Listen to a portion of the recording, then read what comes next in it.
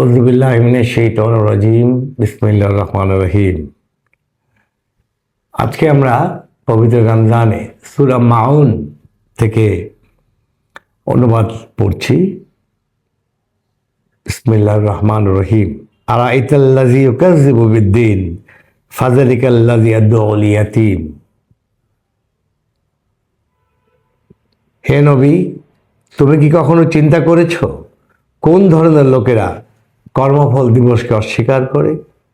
এ ধরনের লোকেরা এতিমের সাথে অত্যন্ত দুর্ব্যবহার করে, অভাবগ্রস্তকে অনুদানে কোনো আগ্রহ বোধ করে না বা অন্যকেও উৎসাহিত করে না।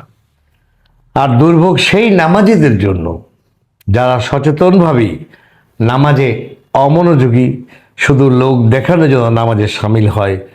দুর্ভোগ তাদের জন্যেও যারা নিত্য প্রয়োজনীয় ছোটোখাটো সাহায্য দানেও বিরত থাকে।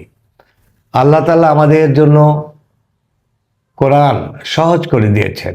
আমরা যদি মন প্রাণ দিয়ে অনুবাদটা শিখি এবং ওই মতো চলি, আল্লাহ যে বিধান দিয়েছেন এই বিধান মতো চলি, তাহলে আমাদের জীবন এই দুনিয়াতেও জান্নাত হবে, আখিরাতেও আল্লাহর ওয়াদা অনুযায়ী আমরা জান্নাতবাসী হব ইনশাআল্লাহ। আমরা আজকে সাথে আরেকটি সূরা কাউসার এর অনুবাদে যাচ্ছি। ইন্না আ'তাইনাকাল কাউসার। আমি অনুবাদটা পড়ে শোনাচ্ছি। হে নবী, আমি অবশ্যই তোমাকে কাউসার দান করেছি, মানে অনন্ত কল্যাণ। অতএব তুমি তোমার প্রতিপালকের জন্যই নামাজ পড়ো ও কোরবানি দাও। নিশ্চয়ই তোমার প্রতি যেই বিদ্বেষ পোষণ করবে বিলুপ্ত হবে ওর বংশধর।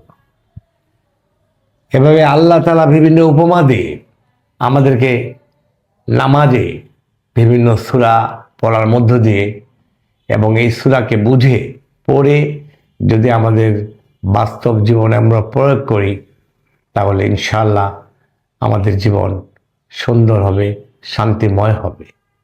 মানুষের কল্যাণে আমরা সব সময় কাজ করব, মানুষকে ভালোবাসবো, শত্রুরও কোনো ক্ষতির চিন্তা করব না।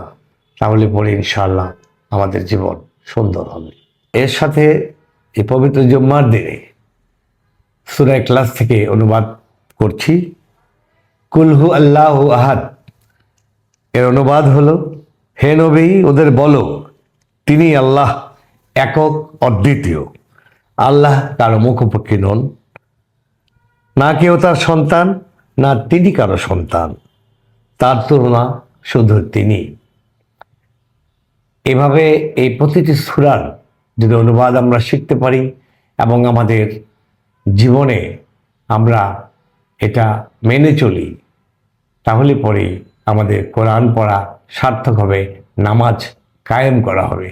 আল্লাহ পাক একবারও বলেননি নামাজ পড়তে, আল্লাহ বলেছেন নামাজ কায়েম করতে, নামাজকে প্রতিষ্ঠা করতে।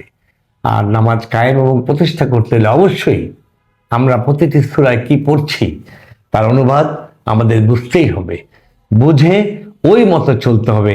তাহলে পরেই নামাজ প্রতিষ্ঠা হবে, নামাজ কায়েম হবে। আল্লাহ হাফেজ।